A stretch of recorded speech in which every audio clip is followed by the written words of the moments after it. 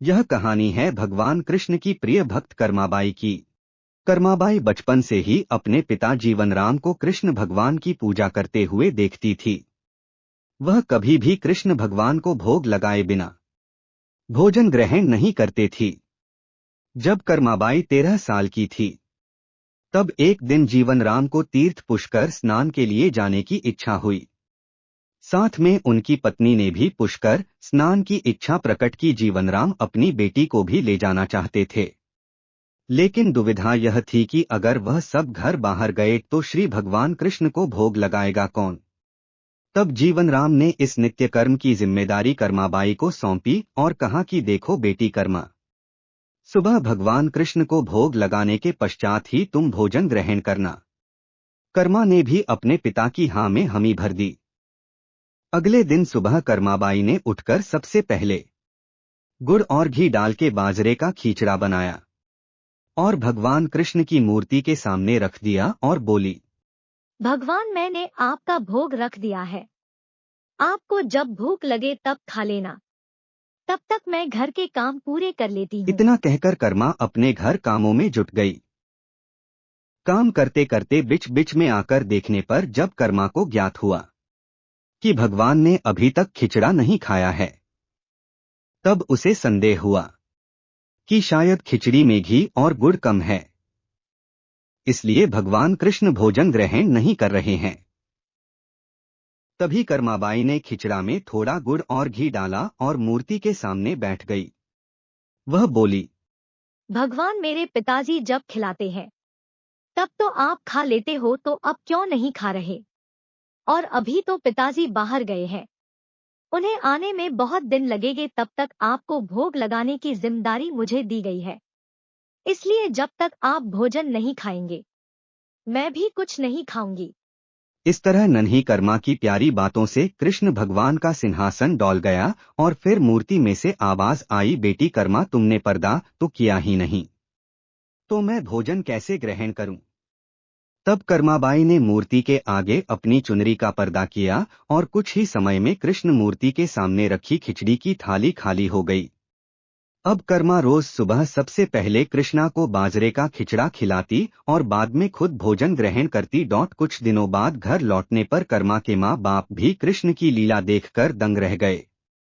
इस तरह कर्माबाई ईश्वर कृष्ण की निस्सीम भक्त बन गई। अपने जीवन के अंतिम दिनों में कर्माबाई भगवान जगन्नाथ की नगरी जगन्नाथपुरी में एक कुटिया में बस गई थी। वहां पर एक दिन कर्माबाई की कुटिया के सामने एक तेजस्वी कांति वाला बालक आया और उसने कर्माबाई से कहा, मुझे भूख लगी है, माँ खाना दो। उस वक्त भी कर्मा अपने भगवान कान्हा को खिचड़ा का भोग लगा रही थी। कर्मा ने उस बालक को भी खिचड़ा खिलाया। उसके बाद से वही बालक हर रोज कर्मा के हाथ का खिचड़ा खाने आता था। यह सिलसिला कई वर्षों तक चलता रहा। वह बालक कोई और नहीं, स्वयं जगन्नाथ भगवान थे।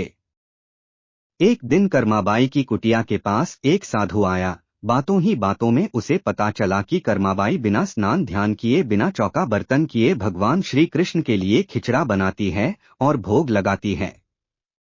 उसने कर्माबाई से कहा, स्नान किए बिना भगवान की पूजा करने और भोग लगाने से पाप लगता है, इसलिए उसने कर्माबाई को स्नान करके पूरे विधि विधान से पूजा करके भोग लगाने को कहा।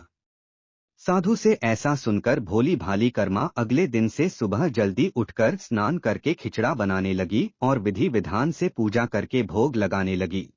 ये सब करने में कर्माबाई को बहुत देर लग जाती, लेकिन वो बालक तो रोज सुबह अपने समय से आ जाता और कर्मा से कहता, माँ मुझे भूख लगी है, मुझे जल्दी खिचड़ा दे माँ, जल्दी कर माँ जल्दी कर। और कर्मा उससे कहती, थोड़ी देर रुक जा बेटा, अभी देती हूँ, थोड़ी देर रुक जा। और जब कर्मा भगवान श्री कृष्णा को भोग लगाकर बालक को खिचड़ा खाने को देती तो बालक उसे बहुत ही शीघ्रता से खाकर हाथ मुंह साफ किए बिना ही जल्दी से उठकर भाग जाता और यह क्रम कुछ दिनों तक चलता रहा। और इन्हीं दिनों में भगवान श्री जगन्नाथ जी के मंदिर में सुबह के समय भगवान की मूर्ति के मुख पर खिचड़ा लगा हुआ रहता। यह देखकर भगवान जगन्नाथ की सेवा में रहने वाले पुजारी, जो स्वयं बहुत बड़े कृष्ण भक्त थे, वो सोचते, आजकल ये भगवान श्री जगन्नाथ जी के मुख पर खिचड़ा कैसे लग जाता है? हम तो खिचड़े का भोग नहीं लगाते, तो फिर यह खिचड़ा कहाँ से आता है? कुछ दिनों तक लगातार भगवान श्री जगन्नाथ जी के मुख पर खिचड़ा लगा देखने पर पुजारी इसे भगवान के लीला मानते हैं और समझ जाते हैं कि भगवान रोज कहीं से खिचड़ा खाकर आते हैं।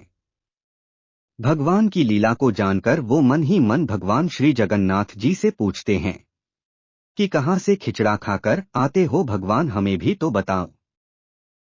उसी रात भगवान श्री जगन्नाथ जी पुजारी के सपने में आते हैं और उनसे कहते हैं कि मेरी एक भक्त है कर्माबाई, जो जगन्नाथपुरी में ही रहती है। वो रोज सुबह सवेरे मेरे लिए बाजरे का खिचड़ा बनती है और बड़े प्रेम से मुझे भोग लगाती है, और मैं भी रोज सुबह जल्दी कर्माबाई के पास खिचड़ा खाने जाता हूँ। मुझे उसके हाथ का बना खिचड़ा बहुत पसंद है। परंतु कुछ दिन पहले कर्मा के पास एक साधु आया और उसे स्नान ध्यान करके विधि विधान से पूजा करके भोग लगाने को कह गया, इसलिए आजकल वो विधि विधान से पूजा करके भोग लगाती है और उसके बाद मुझे खिचड़ा खिलाती है। ये सब काम करने में उसे बहुत देर लग जाती है और मुझे खिचड़े का इंतजार करना पड़ता है और भूख का कष्ट भी सहन करना पड़ता है। और जब तक मैं खिचड़ा खाता हूँ तब तक यहाँ मंदिर में भक्तगण आने लगते हैं, इसलिए आजकल मुझे खिचड़ा खाकर मुंह हाथ धोए बिना ही जुठे मुंह भागकर आना पड़ता है।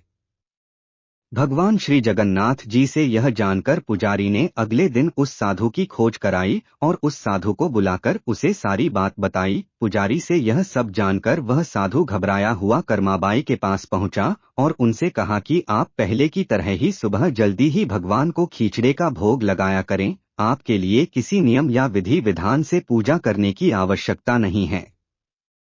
साधु से यह सुनकर कर्माबाई अगले दिन से पहले की ही तरह भगवान को खिचड़े का भोग लगाती रही। यह क्रम कई वर्षों तक चलता रहा और एक दिन कर्माबाई इस संसार चक्र को छोड़कर प्रभु के धाम चली गई। उस दिन जगन्नाथपुरी के मंदिर में भगवान श्री जगन्नाथ जी के श्री विग्रह के नयनों से अश्रु निकल रहे थे। यह देखकर मंदिर के सभी पुजारी और जगन्नाथपुरी के राजा भी मंदिर में उपस्थित हो गए और प्रभु से विनती करने लगे कि हे प्रभु, क्या हमसे कोई भूल या अपराध हुआ है जिसके कारण जगत के पालनहार की आंखों से आंसू निकल रहे हैं। उसी दिन रात में पुजारी और जगन्नाथपुरी के राजा के स्वप्न में भगवान श्री जगन्नाथ जी ने कहा कि आज मां कर्माबाई इस लोक से विदा हो गई और मुझ में विलीन हो गई, परंतु अब मुझे रोज सुबह सवेरे बाजरे का खिचड़ा कौन खिलाएगा। अगले दिन जगन्नाथपुरी के राजा ने मंदिर के सभी पुजारियों और संतों से राय ली और यह आदेश जारी किया कि आज से भगवान श्री जगन्नाथ जी को सुबह सवेरे सबसे पहले मां कर्माबाई के नाम से खिचड़े का भोग लगाया जाएगा, जिससे भगवान को मां कर्माबाई की कमी कभी महसूस न हो। इसलिए आज भी भगवान श्री जगन्नाथ जी के मंदिर में श्री जगन्नाथ जी के विग्रह को 56 भोग से पहले बाल रूप में खिचड़े का भोग लगाया जाता है और इसे बाल भोग कहा जाता है। सैकड़ों साल बाद भी यह प्रथा आज भी वैसी की वैसी चली आ रही है।